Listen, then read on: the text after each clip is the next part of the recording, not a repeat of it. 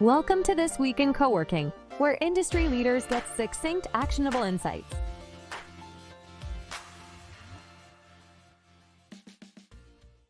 Hey everybody, and welcome back to the This Week in Coworking podcast feed. And have we got a great episode for you today? Today we're going to be chatting with Paul Nellist over at Koba. But before we dive into that, Paul, how are you? I'm doing good, Hector. Many thanks for having me. It's great to be on here. I'm an avid listener of the podcast. The last one being on Friday with Mike. So delighted to be here. Thank you. Great to have you here. And we'll see how quickly we can get this rolled out. We'll see just when the episode will drop based on the last episode you listened to. But today we're going to dig into a little bit more about what you're currently doing at a brand called Koba. Mm-hmm. Before we do that, let's give folks who maybe haven't had the pleasure of meeting you in person. I personally haven't, but folks who haven't, tell us a little bit more about your history. I know that you got into kind of commercial real estate back in 1999 with, I believe, Savills. Is that correct? Yeah, I think you're being a little bit generous with regards to those dates. Long in the tooth, I think the word goes. My story began with Savills, and on their accounts-based team, Savills then became Trammell Crow Savills, which then became Trammell Crow, which then became CBRE. So I kind of went full circle. Okay. And it was very much at the outset of outsource accounts. So the account that I was on at that time was American Express. I stayed on that account for seven or 8 years in a global position, heading up the transaction management arm of it. And then I joined Standard Chartered Bank, and I was global head of asset management for Standard Chartered Bank for about 11 years. Right. And during that time, the bank's footprint is Asia, Africa, Middle East. I was fortunate enough to travel the world and had the most incredible time with Standard Chartered Bank. I really did. And that's kind of my journey with regards to corporate real estate. But yeah, very much at the outset of outsource accounts with regards to those early Trammell Crow days, and then latterly with Standard Chartered Bank. Of course, but then after Standard Chartered, you came back to CBRE, if I remember correctly, and that's where you joined Hana. Hana, that's yes. Right. Yeah, so back in 2017, I was approached by CBRE to head up Hana, which was their flexible workspace product over here in Europe. We've done a number of things with the bank with regards to flexible workspace and flexible working within the bank. We actually partnered with WeWork in Hong Kong and did their first powered by We solution in Hong Kong. Whilst at the bank, we obviously did a lot of work with HR regarding flexible workspace. So it was very much something that's high on the agenda within the bank at that time. Mm-hmm. I met Andrew Kupik from CBRE. Andrew and I got talking. He explained to me this product regarding Hana, and it was great. And do you know what? I started and led the European team until it got integrated with Industrious back in 2021, 22. I didn't move across with Industrious. I went back into CBRE for about a 9-month period. Okay. Did work with Industrious during that time with regards to their international strategy, which culminated in them purchasing the great room in Asia and Welkin and Meraki over here in Europe. But I always wanted to get back to being an operator, which is what I loved. That's so fantastic. So I mean, you've sat in every seat around the table pretty much. You've sat as, the commercial real estate side. You sat as the kind of occupier, as a kind of a large multinational. You went into operations at Hana. You went over, obviously, helped with the advisory around kind of that merger and acquisition process over at CBRE and Industrious. And that's quite a lot of angles over the last 26-ish years. So I have a question for you, and that is, what has changed the most since 1999 when it comes to flex space and co-working?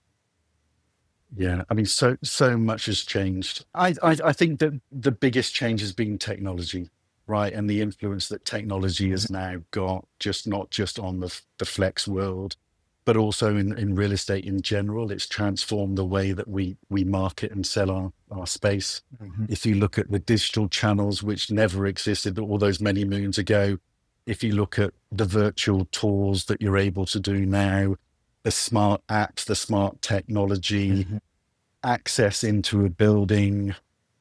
It's been truly transformative. It really has. When I think back to those early days with Savills compared to where we are now, look, the fundamentals of real estate haven't really changed, right? In terms of we buy, we sell, we manage buildings, but our ways of going about that have changed beyond belief. And I think the top one there just has to be technology. I completely agree. And that's given the fact I'm very, very biased and run a tech company in flex workspace industry. But I completely agree with you, having seen it both, as an operator myself, then as a kind of broker aggregator, and now as an integrator. I completely agree with you. But to flip it, what hasn't changed since 1999? I know you said that there are some elements of commercial real estate that will never change. But when it comes to flex, what hasn't changed since your early days at Savills? Do you know what? Property still remains a people business, and it's human interactions and it's relationships that still, I believe, drive outcomes in the real estate industry.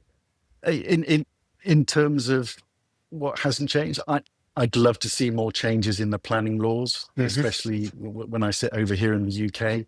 I think they can be more transformative when I think of the city centres. And I think of those, those redundant buildings along our high street. I think there's so much more that the planners could do and the local authorities could do.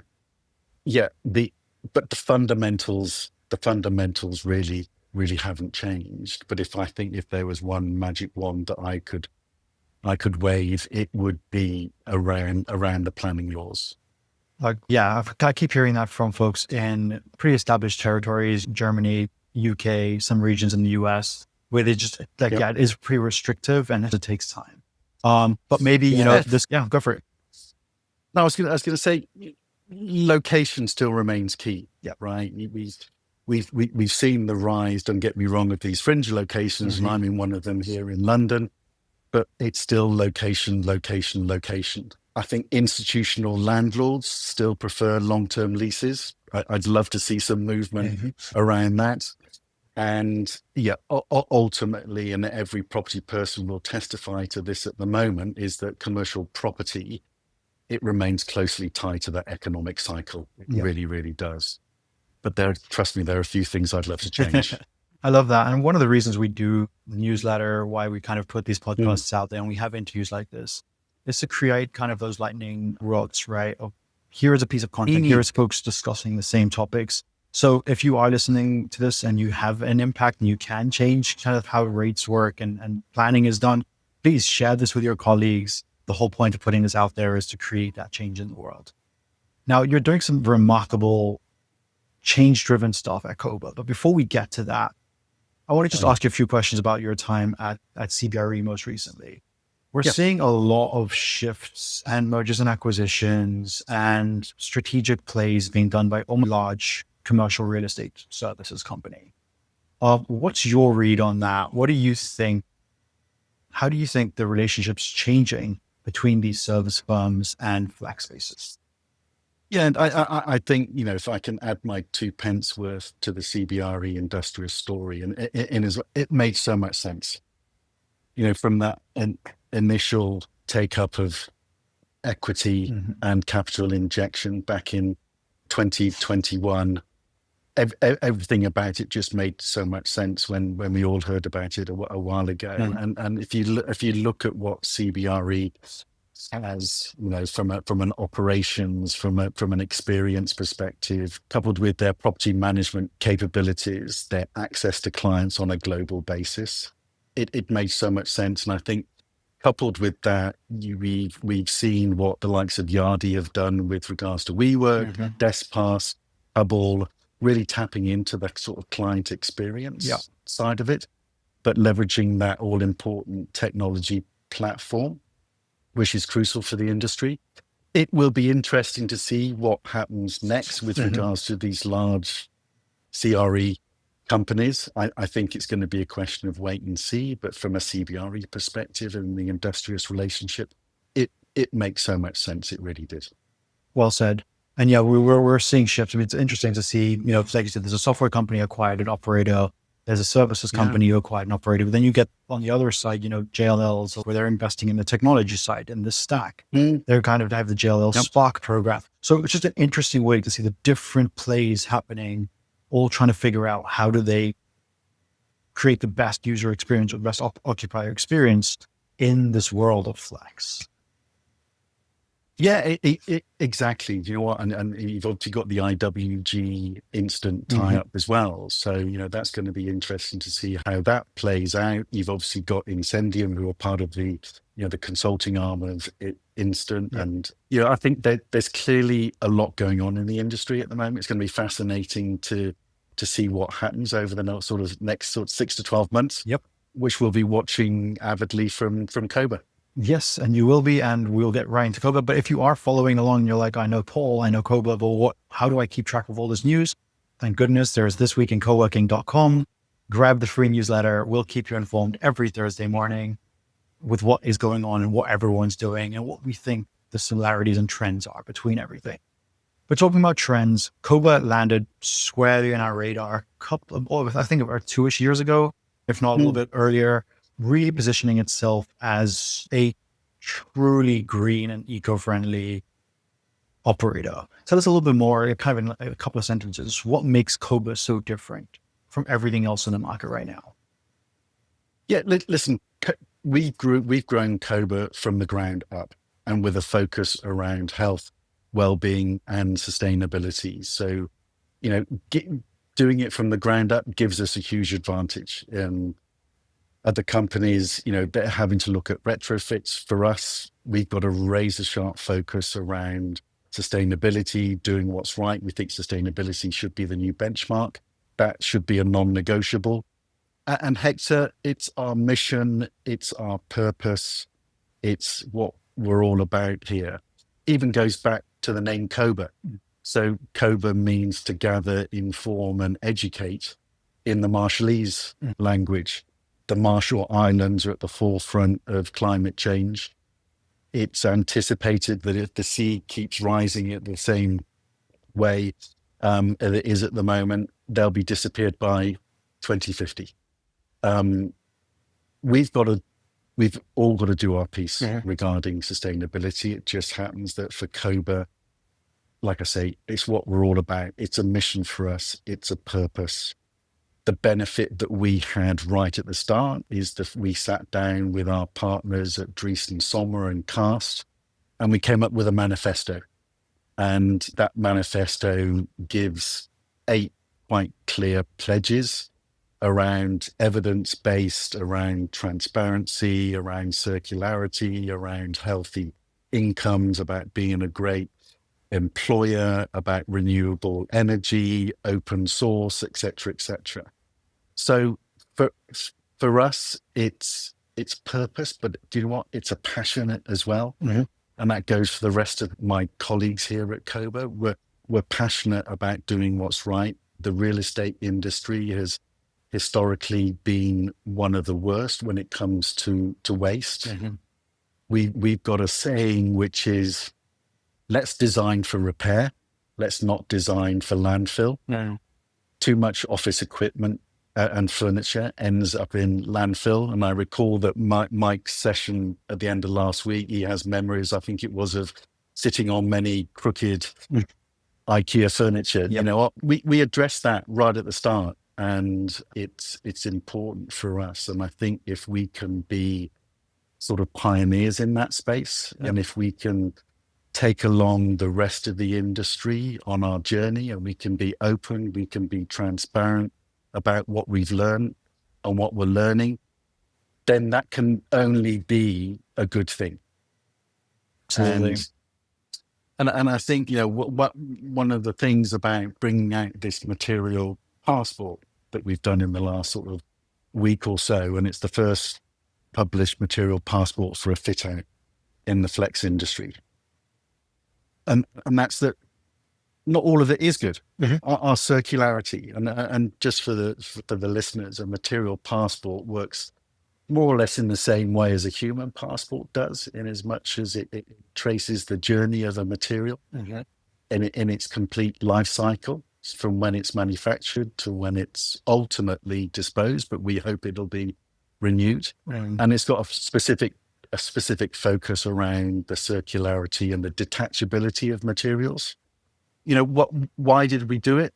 Because we want to be open, we want to be transparent, we want to learn from it as well. And putting to one side, no one's done it before, this can only be a good thing. And like I say, our circularity was relatively low. Yep. So we can learn from that. Our supply partners learn from that. The supply partners learn from it in terms of open, transparent data that's made available. But, that material passport, and if we take Manchester as an example, goes from using raised access flooring across 30,000 square feet, and that saves 100 tons of carbon. That's material. And it goes to the other extreme, and I'll give you an example. So this wood chipping. So we work with a wonderful workshop down in Wiltshire over here in the UK called Forester Home that makes our bespoke boardroom table of oak. And the oak is grown, it's felled, it's treated, and it's ultimately made into a boardroom table within a 50-mile radius. Oh, okay. So the wood chippings from that oak table then get sent to Birmingham to go in our Terrazzo worktops by a company called Forezzo. Okay. So it's about that level of granularity. I know for some people they might find it quite amusing, but you know what? It's the small things, right? Yeah. It's using that material because that material has a use and it's got a circular life cycle to it as well, and it can be reused. And that's just a small example. And I think one of the things that we've noticed, Hector, is that our residents up in Manchester, they're really interested in this, want to come along with us for the journey. And again, one of those small things which the team in Manchester have done is repurposed grounded coffee from our machines. They package it up, they leave it on the side for our residents take it home, they put it in their pot plants, it's a good fertilizer, it keeps slugs away. So it's the small things that we do. It's not just the sort of the big ticket items like raised access flooring, it's the small things as well, because we find that our residents are really interested in the story and what goes behind it, and they in turn can then do their bit for society and for the planet around things like ground coffee beans.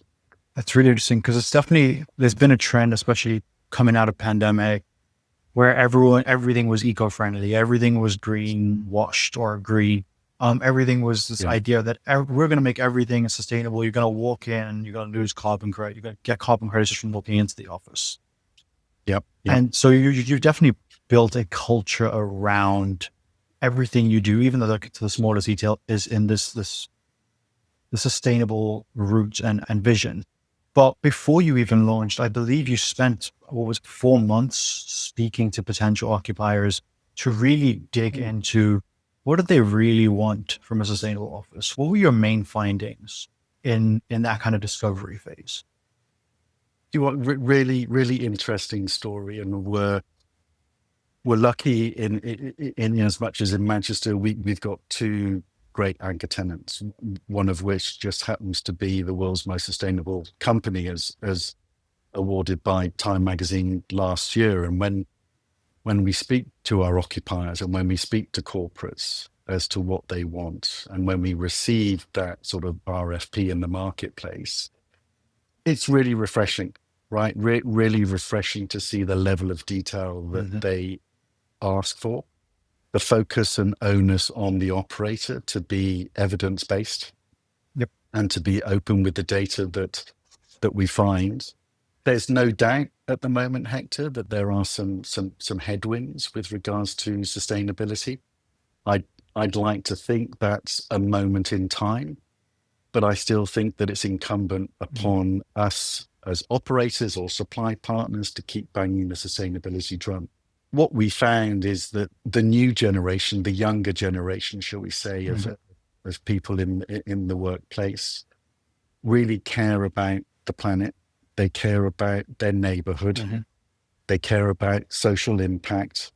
And that was the real driver that came through from us. So if you coupled with that with a very strong corporate drive towards science-based targets, then you've got something that's quite powerful. And I think the view that we take is that anyone can design great office space, but actually how much focus is put around the lighting, the air quality, sustainable furniture, restorative places that have a connection to nature, and nutritional advice and well-being classes, et cetera. So, and I think for me, that's why it's been refreshing to see the new WELL certification that's come out in the last 6 months. And we are fortunate to be the world's first one to get it for our space in Manchester. So you've got this,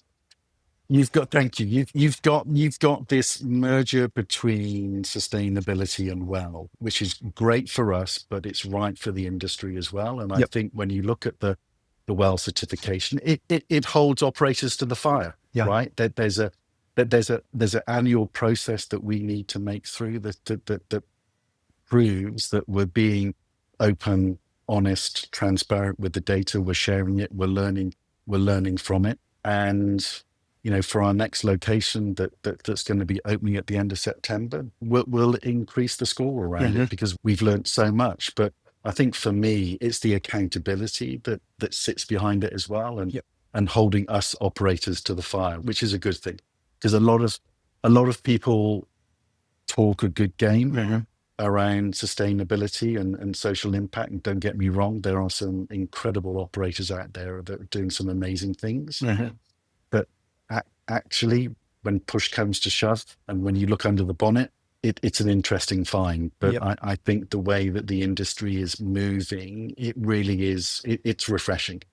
Yeah, I mean, it's definitely something we're picking up on. And I want to go back to something you mentioned a little bit ago, and that is, it also comes down to the data and the transparency around that data. It's all well and good to say, as you said, we're doing sustainable practices. But one of the things that I like about your materials passport is that it didn't say everything was green and up to the right. There was things you can improve. And I think seeing more operators sharing, even if their numbers are not great, but sharing and learning and kind of adapting is going to be better for everyone. Are you basically telling folks that they should steal this materials passport and do it themselves as well, even if their numbers are terrible, to release that as well, just so that we can all learn from each other? Or, are you saying steal this report? No, 100%. Please do a material passport, because us as an industry, we're not going to move on. We're not going to go in the direction that we need to be unless we are more transparent, open, and honest about the findings. And with that starts the fit out of our space. Yeah.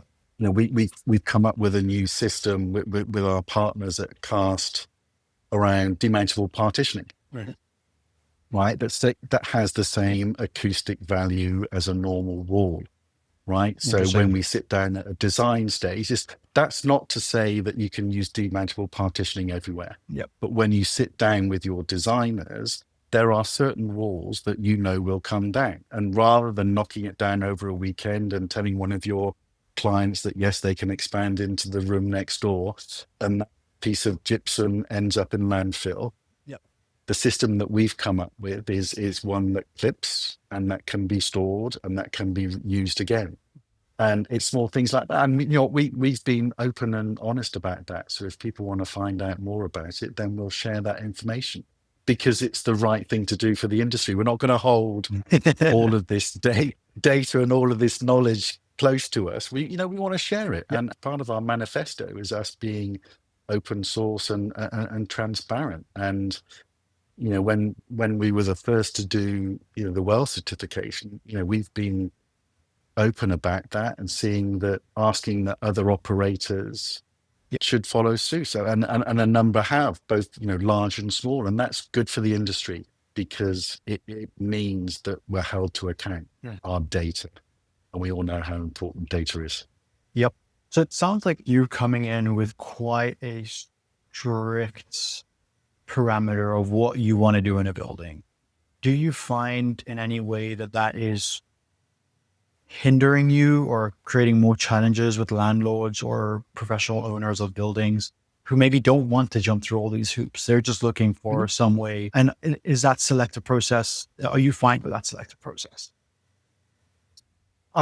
Trust me, I wish more landlords had the focus around sustainability as our first two landlord partners have been. We've been fortunate in as much as we've got AEW as our partner, a big European fund in Manchester, and we've recently signed the deal with Fraser's Property here in London.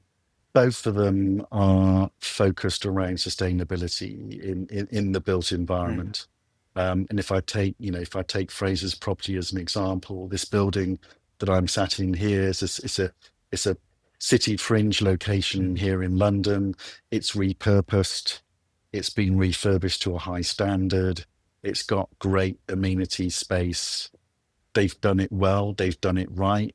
They're the perfect partners for us. They're very mission aligned, and the building will sell well. And when I look at the early interest we've had, and we're only sort of 2 or 3 weeks into our build, it's been great. And I think, our product in the mid stack of the building, coupled with the great amenity space that the building offers, I think it's going to be something that's really powerful. I mean, it sounds. But trust me, I wish more landlords were focused more around sustainability rather than the bottom line. But maybe that's a conversation for another day.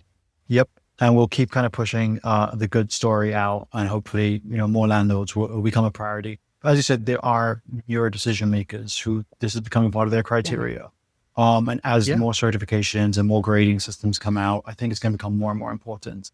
And there are going to be A-class buildings who don't have those certifications who now are no longer the top of the top.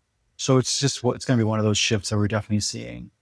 I wanted to ask you about this your new London space. You said that you've obviously made some changes to improve your gradings or improve your passport. What is the biggest change that folks who've seen and maybe love your Manchester location? What is the biggest changes they'll see in the London location? Great question, Hector. Our Manchester location, we took it from shell and core. In fact, one of the floors, the lower floor, was a car park. So we took it from its bare concrete. We worked with our partners at Castle. We worked with the landlord's team to come up with some pretty exceptional workspace for the Manchester market. We've been lucky in terms of the rates that we've achieved there, which kind of sets a new benchmark for that market. A few headwinds in Manchester at the moment, but nothing unusual. I think when it comes to the row here in London, I think we've learned so much over the past 12 months in terms of the build out. I think a lot of it comes from our supply chain, because when we wanted to push the envelope with regards to sustainability, there was initial pushback from our supply chain. And actually, once you sit down with them and once you explain and articulate the rationale behind it and your reason for doing it and why you want to do it, then they started coming along for the journey. And I think that the lessons that we've learned there will stand us in good stead when it comes to our space here. I suppose in terms of the space here, we've got a level of amenity space and small office suites with a small component of co-working. We've got town hall space. We've got outside terracing. That's on level 5. On level 6, we've got sort of premium office suites with individual meeting rooms and the most incredible wraparound balcony that's got views over the whole of London. I'm sat here at the moment in the business lounge on level 12, and it's got a wraparound rooftop terrace. I've got views of the city of London in front of me, and it's pretty exceptional. And it's the type of amenity rooftop space that's not prevalent in London, especially in this sort of city fringe market. But it's phenomenal. And on a day like today, it's pretty exceptional. So slightly different from what we've done up in Manchester, different type of market here. We've been very specific with regards to the way that we're going to use our space on the two levels, but we think it's going to work well. And initial feedback is been really, really promising. It's just going to be good getting into the depths of the build now and get some of those walls up so people can see for themselves what it's going to look like. We can't wait. I can't wait to see them. I can't wait to share them. So as soon as you've got those walls up, let us know so we can start sharing more of the new Koba location. We'll share the journey. Please do. We're keen to share the journey. We probably could have done it better in Manchester, but we'll be taking weekly photos of progress of the build and sharing it with our followers and with the wider market. So it'll be a good story to share. For sure. Amazing. Well, keep sharing that. Keep kind of sharing the decisions behind the processes and the implementations that you're doing. We'd love to kind of amplify that and create discussions around that. So definitely just send those links over to us. We'll get them shared more widely as well. What's next after the London location? I think it's been one location in the last 2 years. It's your second. Are you looking to kind of keep that cadence, new location every couple of years, or are you looking to scale a little bit more faster than that over the next coming years? Yeah, we'd love to scale faster, as would our investors. Mm-hmm. I think success for us, Hector, would be 3 to 4 locations secured on an annual basis. Okay.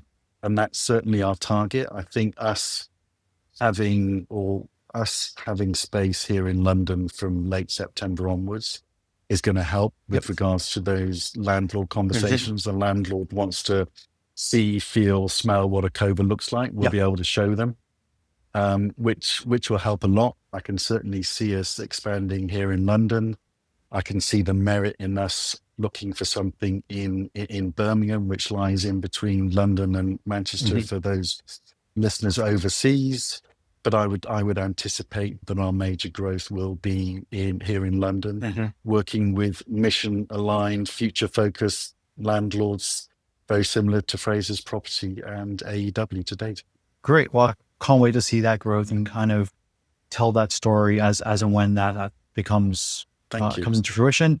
But I have one last question for you, just before we sign out. If for other operators who are exploring sustainability, what do you wish that they knew? If you could only share one thing for them to take away, what would it be?